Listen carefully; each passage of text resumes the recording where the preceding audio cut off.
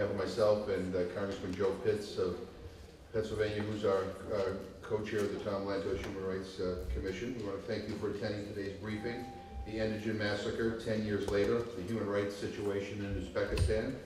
We have a great panel of experts who we will meet in a minute, but I'd especially like to thank Mrs. Mohira Ortikova and Mr. Kayam Ortikov for their willingness to share their personal stories of enduring torture and fighting for human rights and justice.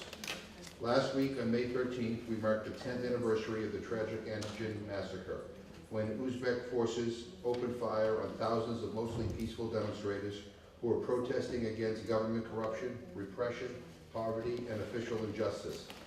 Hundreds of unarmed men, women, and children were killed in the government's indiscriminate and disproportionate attacks. This anniversary is especially sobering because an entire decade has passed, but there has been no accountability or justice for the victims of the massacre and their families. During these last 10 years, Uzbekistan's record of repression of civil society and violation of human rights has worsened. The Uzbek government regularly imprisons and tortures human rights and opposition activists, journalists, religious believers, artists, and other perceived critics of the government. 10 years have passed and the government continues to severely limit freedoms of religion, expression, assembly, association, and other basic rights. Uzbekistan has been a partner in providing logistical and operational support for U.S. troops in Afghanistan. As U.S. troops withdraw from Afghanistan, the United States is looking to reconfigure its foreign policy towards the region. As we identify opportunities for engaging with Uzbekistan, I strongly believe that human rights should be a priority. Respecting human rights is not only the right thing to do, but it is the smart thing to do and the strategic thing to do. History has shown us again and again that respect for human rights is a prerequisite for security and prosperity and for achieving U.S. interests. All too often, governments with records of ongoing internal repression prove to be vulnerable to instability and conflict, putting at risk enduring American interests. Today's briefing seeks to commemorate the Andijan massacre, examine the continuing human rights abuses, and explore implications for U.S. policy.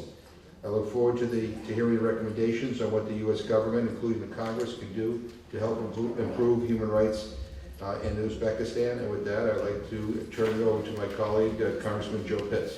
Comes at a very timely date.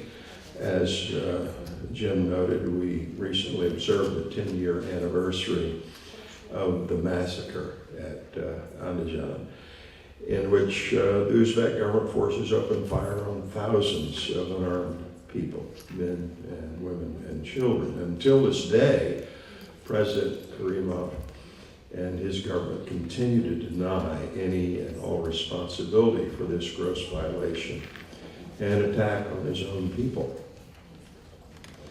Many human rights observers have commented on the deepening of totalitarianism in the non-democratic countries across the globe, where countries with authoritarian governments have only become more authoritarian and less free in the last decade.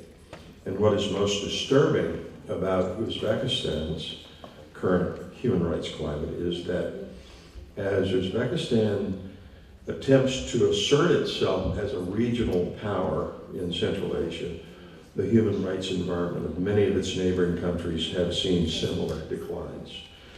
If in fact other governments in the region are following Uzbekistan in its authoritarian practices and ensuing human rights abuses, this makes efforts to confront Uzbekistan on its human rights record incredibly timely and of severe importance for our foreign policy. Today we're going to hear from a number of policy experts, and I thank all of them for coming. More importantly, actually victims of human rights violation perpetrated by President Karimov's government. I'd like to thank Mr. Ortikov, Ms. Ortikova for their participation, as well as the rest of our panelists, and truly hope that our administration will also be able to provide us with witnesses for an eventual hearing on this subject as well. So look forward to working with the administration in calibrating our government's foreign policy towards this region, especially a very important region of the world. So thank you for coming, and look forward to hearing the results of the briefing.